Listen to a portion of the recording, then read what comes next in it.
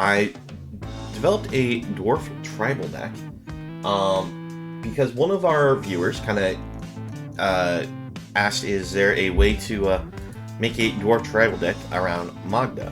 And I thought, maybe there is a way. And so that is what kind of led to this deck idea here.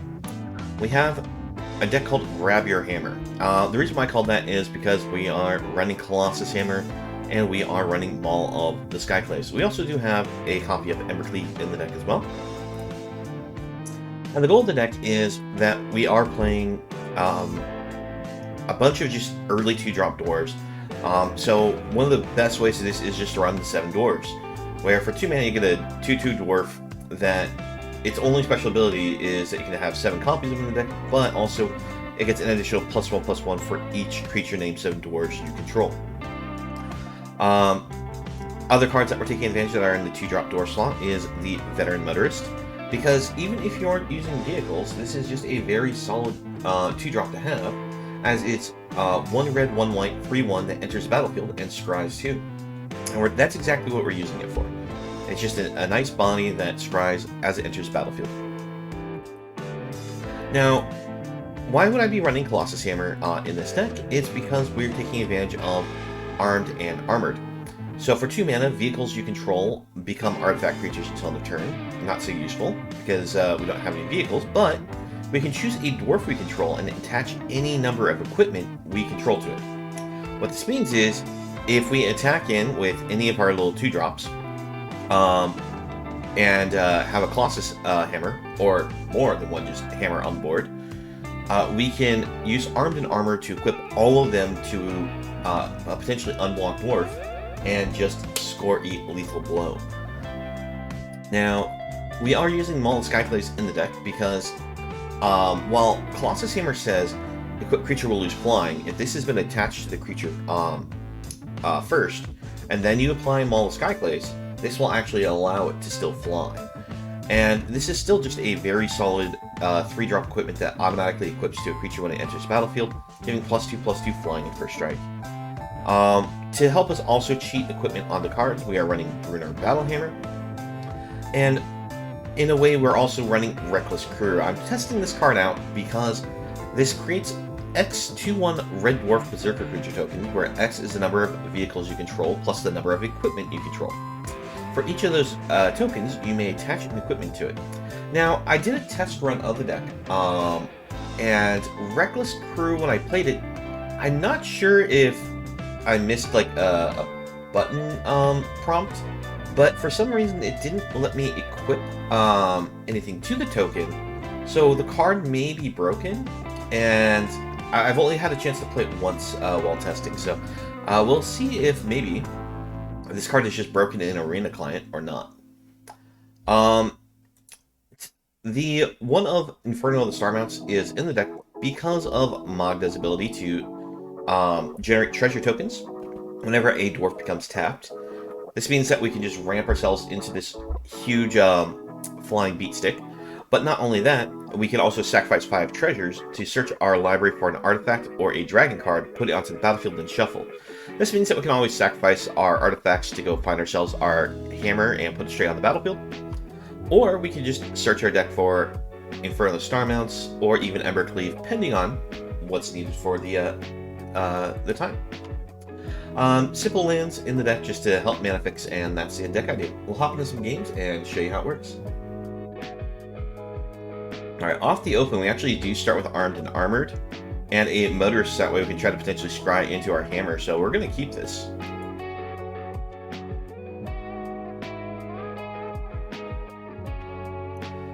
Alright, immediately into the Vehicle Reanimator deck.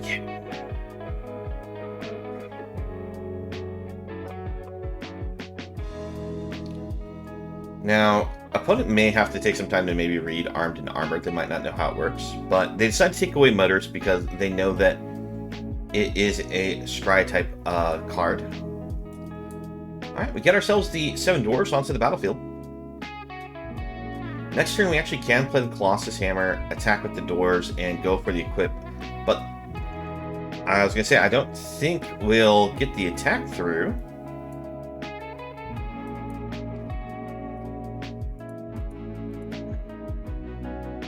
Alright, doesn't seem like the opponent has any responses here, so we'll just go ahead and equip it here.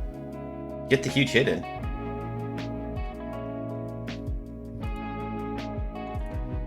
Now, opponent just scoops it up. Okay, that's a bit of preemptive scoop, I feel like, from the opponent there, because they had the ability to just still block this with their creature. And I'm surprised that they attacked us and they just hold this back so that way they could get their yard full of more cards. But, hey, there we go. We take a quick win.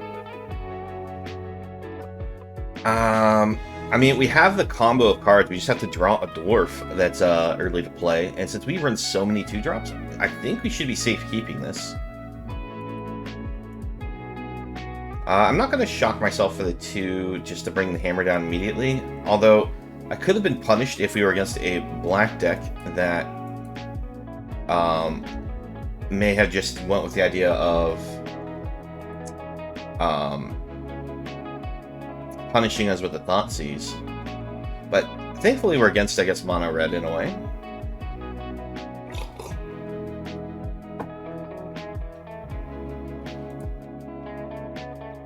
One problem with our deck is we don't actually have any one-drop dwarfs. There's only one dwarf that costs 1 mana in the Pioneer format. Oh geez, we drew all of our armed. I'm actually just going to go ahead and put this on the board. Just that way, if we do get the mana for Bruenor, we could still potentially armed and armored and build it up.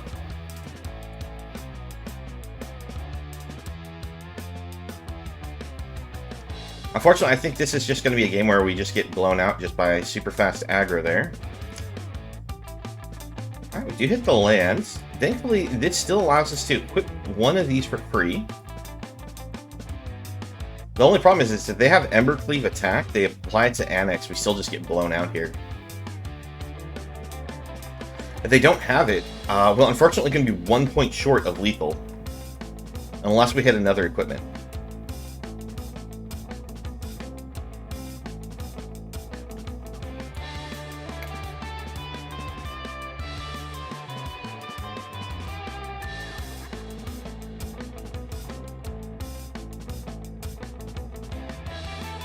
So the opponent's pausing, which means they probably don't have the Embercleave.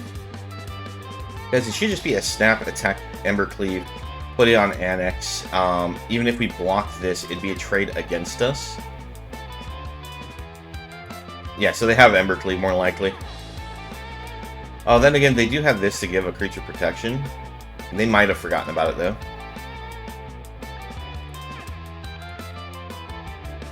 Because we have to block here, because otherwise we just take lethal if they do have the Embercleave.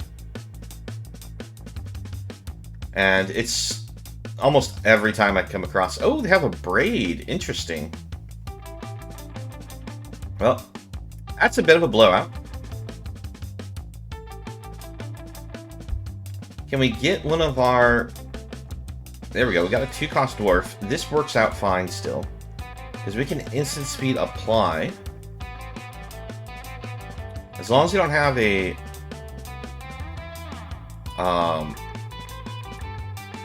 instant speed spell to do damage to our motors, we should be good.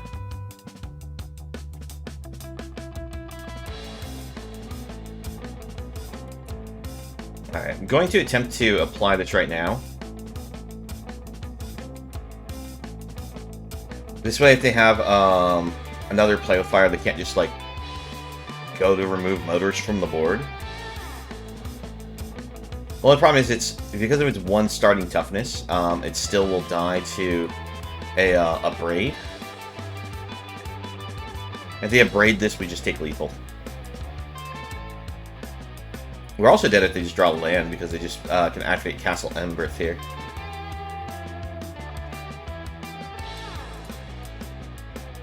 Alright, we block here. That way they can't use the Shijiri Shelter potentially next turn. Well, I think, yeah, we're still unfortunately very dead here.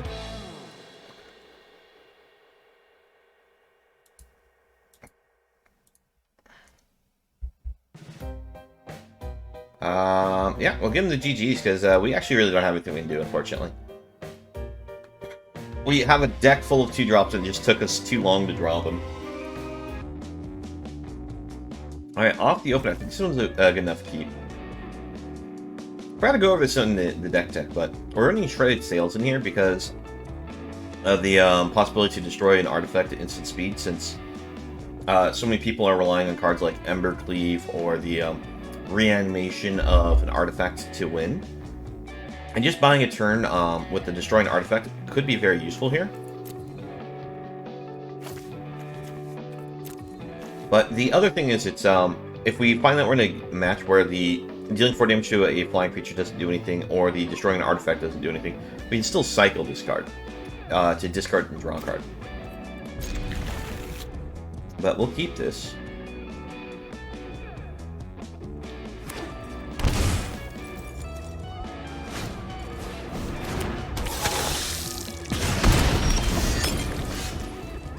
Alright, well, you get to start with the hammer. We'll potentially get to see if Reckless Crew is going to work as intended or not.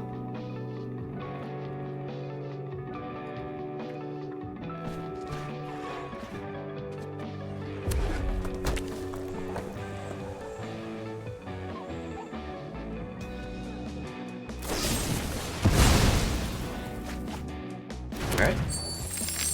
Still not 100% sure what deck we're playing against, considering they're running Jingasa. They could just be straight vampire tribal here, but something tells me they're potentially something more. Ah, they're the probably Jund sacrifice deck. Alright, I'm actually going to lead with Seven Dwarves over Motorist. And the reasoning is, it's if we actually apply Sky of the Maulclave, or Maul the Skyclave to the Seven Dwarves, it'll have a 4 toughness instead of the 3 toughness, so if they're using like 3 damage removal options, that would be better. But unfortunately, due to what the opponent is in colors, I'm really afraid of a Claim the Firstborn from the opponent. Another reason why I wanted the 2 toughness is it gives us a blocker against this Epicure. And yeah, Cat Oven is definitely doing Cat Oven things here. Alright, instead of developing this board, I'm actually just going to destroy this Witch's Oven. Because their whole deck is really around this Witch's Oven, and I want this off the board. Because they'll just drain us to death with these Cauldron Familiars otherwise.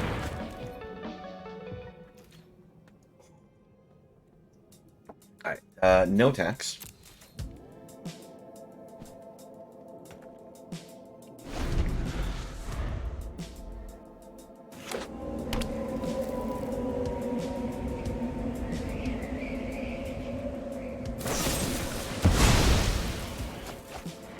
Alright, opponents definitely got themselves a pretty decent hand because of...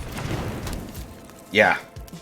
I was gonna say, the Deadly Disputes help draw them into what they need, and they find another Witch's Oven, which is unfortunate for us.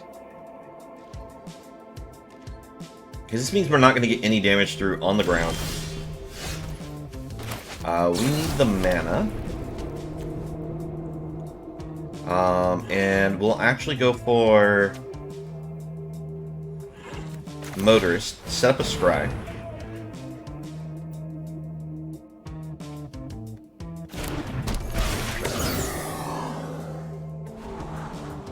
A-Bruenor allowing us to equip for free means we don't have to rely on Reckless Crew if it fails, but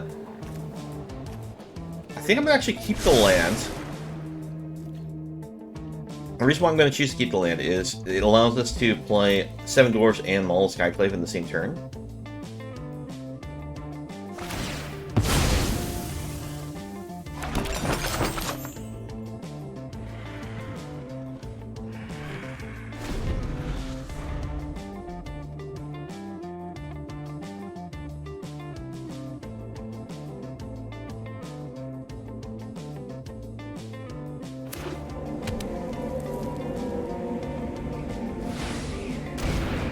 Alright, so they're buying Jingapa. I think they might just be a straight black-red sacrifice stack. Alright, hurt ourselves for a little bit. Go for the Seven Dwarves. We'll attempt Maul. They have the priority at all times thanks to these food tokens and the cat, plus Witch's Oven.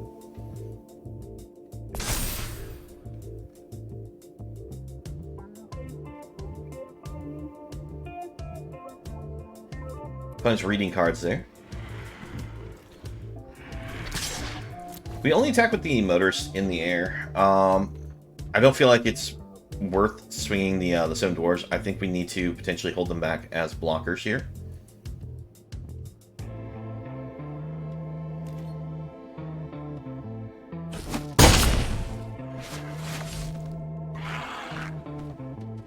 Next turn, we can go for the Reckless Crew. We hold Bruenor in hand. This way we can try and see if we can get a free equip of the hammer onto one of these tokens. Because it says for each of these tokens we may attach an equipment we control. So we should be able to apply the hammer and the maul to two different tokens here.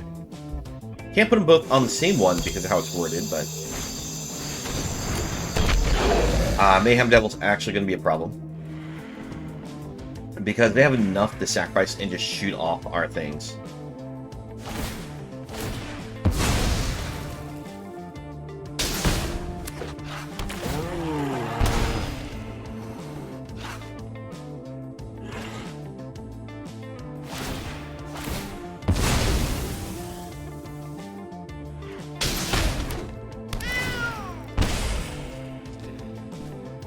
So I sacrifice it, eat it. They get to shoot another thing. Their whole deck is based around this Mayhem Devil Cauldron Familiar combo with the Witch's Oven. It's a very strong combo. They probably have this upgraded to include the Oni Cult Anvil. And thanks to the blood tokens from the vampires, it actually allows them to potentially dig into it pretty quickly.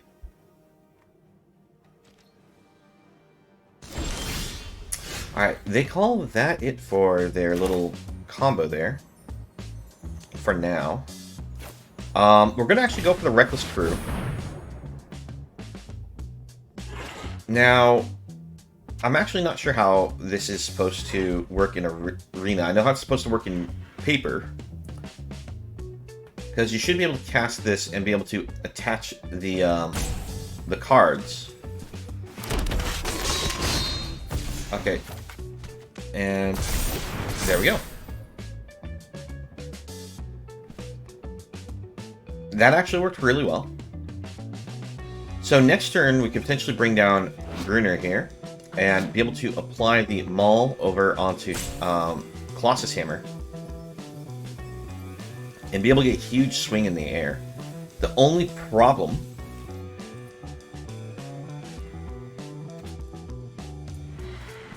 see, if we attack in, they can block, they actually block Familiar, right? And then they could sacrifice, bring back, deal point of damage. Sacrifice, deal point. They have, claim the firstborn will die if we attack with both. So no attacks.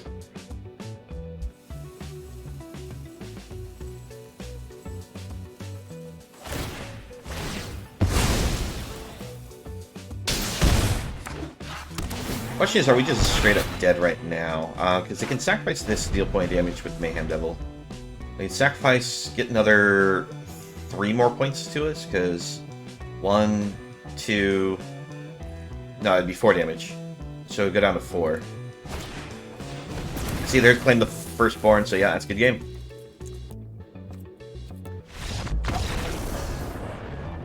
Yeah, so I was able to just math it out that they had lethal against this. It's a shame that it's, I was like thinking, it's like, oh yeah, if they have claim, we'll just lose, and they get claim. Alright, looks like we got most everything we want here. So we'll keep this.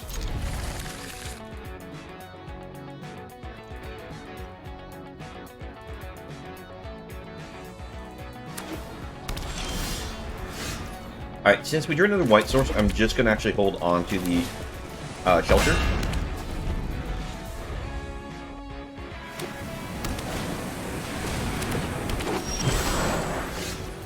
Alright, against a black, blue, green ramp here. It's a Simic ramp.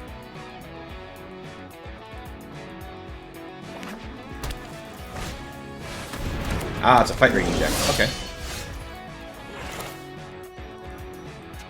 Let's see. Go for the land. Go for the Maul.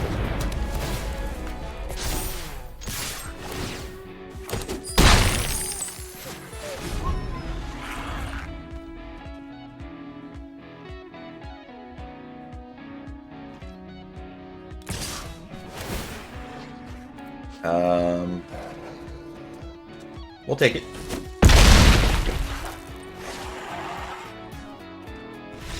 And they scoop it up.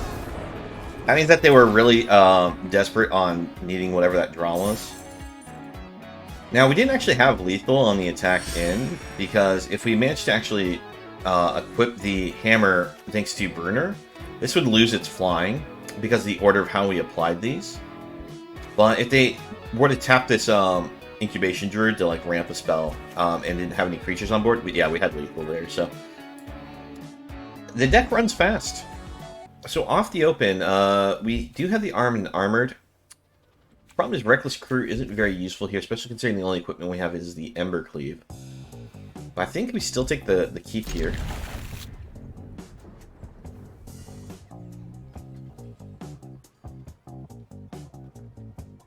We have a ton of creatures in the deck, actually. So the odds of us drawing another creature is pretty good, and if we actually draw Maul, it's not bad because then we have the combo.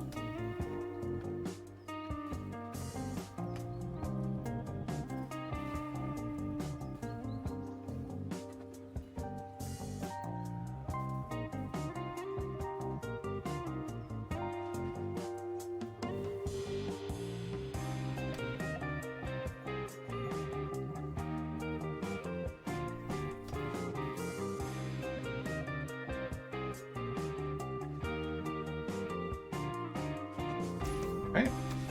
Took a little while for the opponent to decide if they're keeping things or not. And I should have actually led with Castle Ardenvale since I didn't have a turn 1 play.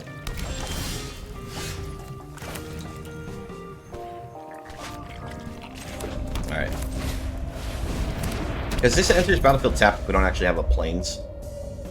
And I have it as just a 1-up in the deck just to help us out in grinding matches against a control deck. Fortunately, next turn is going to be a bit of an issue because I should have played this turn 1. And because of that, I'm going to miss on Motorist for a turn. So our best draw would be like another Seven Dwarves or Magda. Okay, so they're the Transmogrify deck, or whatever it's called.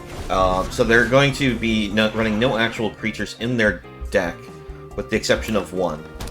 And what they do is they use a 4-cost spell or a 5-cost spell. Yeah, there's Transmogrify. So this is going to transform into a card now. Are they using... Oh, they went for Titan of Industry for their creature of choice. Okay.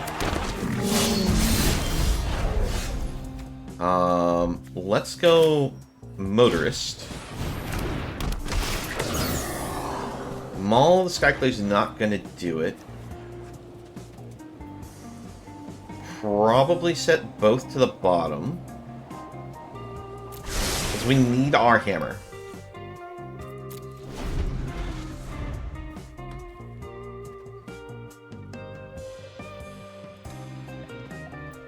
I kind of still want to keep the land just so that way we can put Bruenor out there for free equipping also, but we do already have the armed and armored. But if we also get the land, there's ability to use Ember Cleave.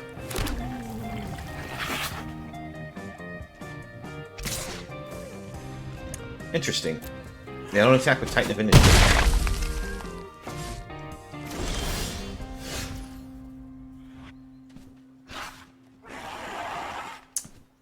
Let's go ahead and bring out Seven Dwarf.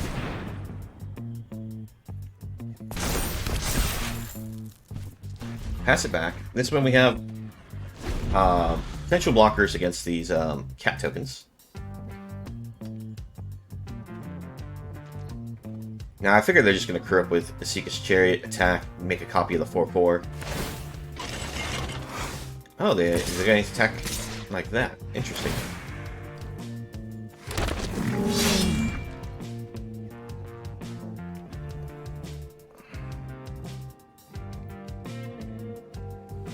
See, if we say no blocks, we try to go for a counterattack. I don't think we have the ability to push a lethal strike either way.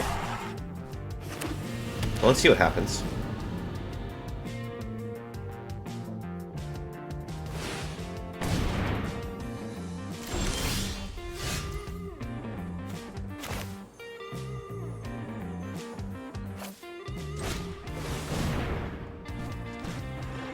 Right, bring out Magda.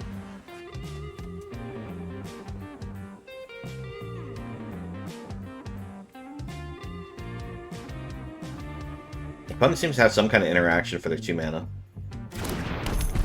We don't actually have lethal here, but we'll go ahead and give the desperation attack here. Because if for some reason they let damage go through,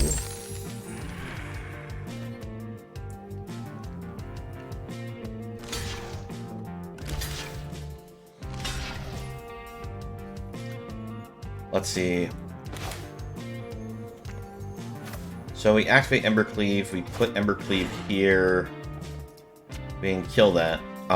Get to keep both our Seven Dwarves, but we're still dead on the swingback, so that doesn't matter. So let's see. Deals...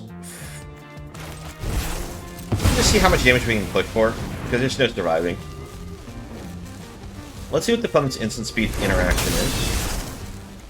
It could just be that they just have instant speed interaction thanks to Asika's Chariot here, being able to be cleared even while tapped. But yeah, we'll give them the GGs since they definitely have it. Fortunately, we could not find our hammer. This is definitely a keep. Now, the only problem is this land comes into play tapped, since we don't have a basic. So we'll be going a little slow here. Best thing we can draw is just an untapped mana. So that way we play 7 Dwarves. So that way we would essentially go... Oh, there it is. Untapped land.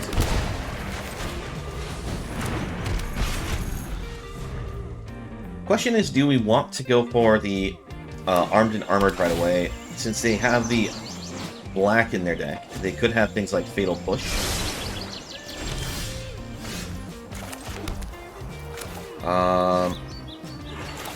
Attempt to put this on board. There's no pause. I think what we do is we just go for the 7 Dwarves. Punch in the 3. This way, we have the ability to still attack in and apply the hammer to the Dwarf as needed.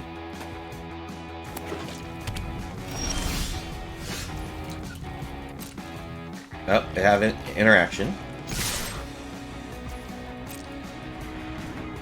Because they have interaction, was waiting for something like this. Alright, Armed and Armored. Apply.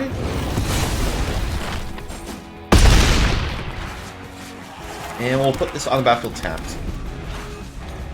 Now, we do have a bit of an issue.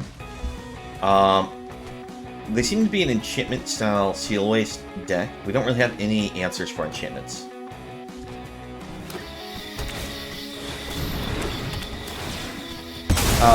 Okay, that gives us our card back.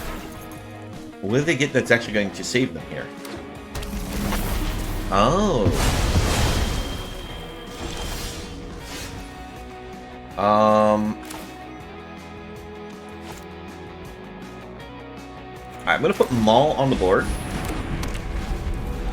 The reason why I'm putting Maul on the board is that way when I Reckless Career, I get myself 2 Dwarfs.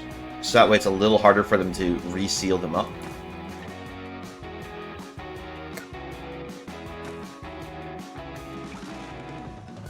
Now, thanks to this card, I was gonna say, the opponent doesn't have a thing to go to at the moment.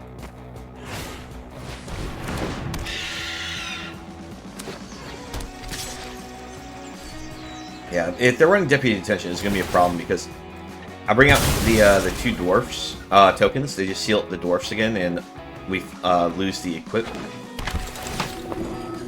All right, Spellbinder to tax our Reckless Crew. They may just tax Shredded Sails, not realizing what Reckless Crew does. Or they just aren't afraid of the Reckless Crew.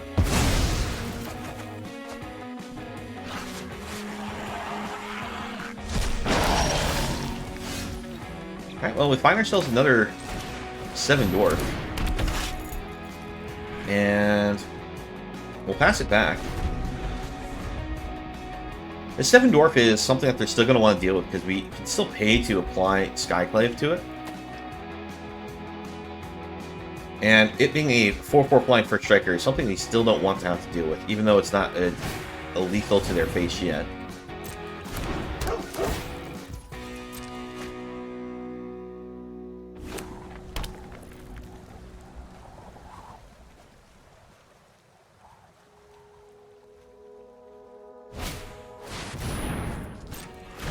With another incarnation, that's good for them. I mean, their deck's popping off, doing what's supposed to. I think we'll just go ahead and destroy this.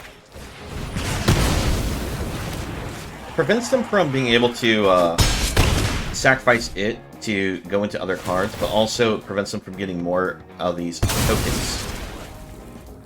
What 5 costs do you have in your deck? Oh, okay, it's been a while since I've seen this. So this is basically a Panharmonicon style creature. And they have a Knight of Autumn also. Wow, they really have everything in their deck. I wonder how many copies of these cards are actually running then. At this point, I don't think there's any way for us to win. We'll just go ahead and give them GG's.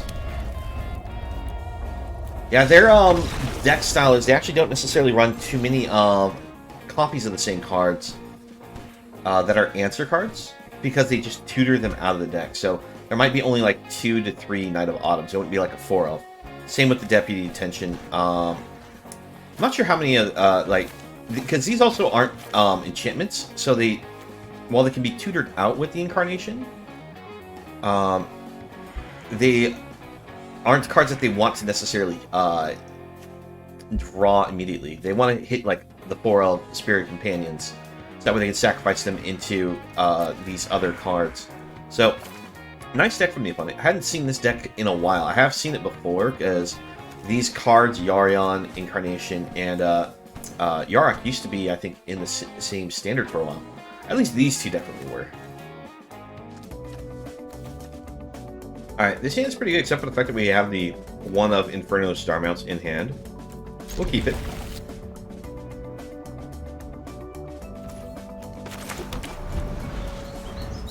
One of the great things about Magda is that you can actually lead with the other dwarves, because this is a attack, whenever your dwarf becomes tapped trigger. It doesn't have to be Magda itself.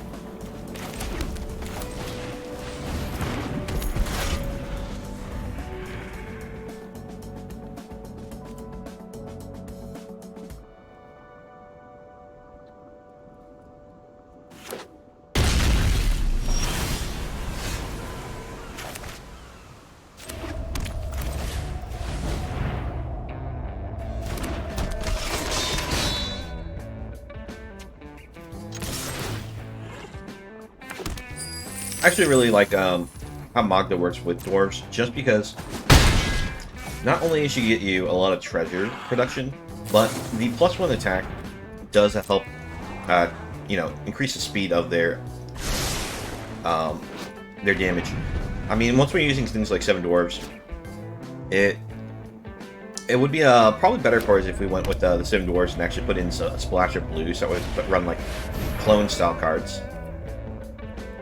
Alright, that's rude.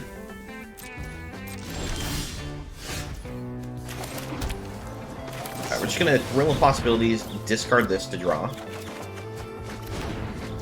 Alright, well, the next dwarf we get, we have the armed and armored ready to apply a equipment to.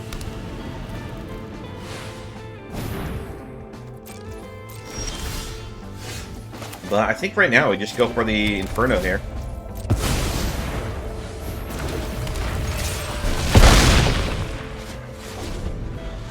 I mean, this just threatens so much damage. I mean, it's already threatening lethal. So if they don't have a destroy spell for it, or some way to get it off the board,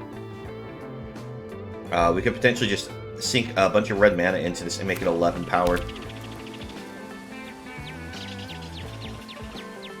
They can play the Yarian as a chump blocker to buy them a turn.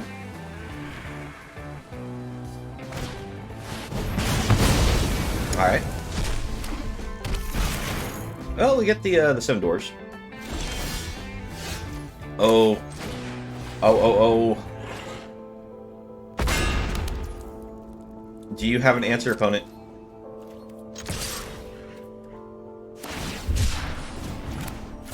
And equip.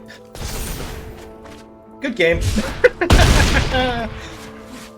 Oh, there we go. Yeah, that was good. That was good. So, okay, so this was a Grab Your Hammer. I hope that you enjoyed the deck here. I thought that for a dwarf deck, this actually did bring a fair bit of power to it. Now, if people aren't doing some explosive combo by turn 3, kind of like how we do, we actually do have a way to like close out games kind of fairly with like just the dwarf aggro plan of Seven Dwarves, Motorist, and Magda, just being these early aggressive creatures. And Maul Skyclave definitely does help that idea of the deck out. Now, once we're doing our silly nonsense of Colossal Hammer with the armed and armored, it works really well. Reckless Crew here, it's kind of hit and miss. I think Reckless Crew probably is a little too slow for the deck. I went with the idea of having this in the deck just because it's, if we do, like, you know, get these equipments to the board and opponent like board wipes us like off of our early dwarfs here, this allows us to repop the board with dwarves and have them immediately equipped. Now, because of just how fast the format can be, I don't think that's I think this card's just maybe a little too slow. And decks that would like board control us would probably have like AoE artifact hate. So if we were to go into like a best of 3 scenario, I don't even think Reckless Crew probably makes the cut for a best of 3. I think you should just probably cut it, find yourself another solid dwarf body, when I think one of the best ones that you can use would probably be alright, I guess it's not going to pop up.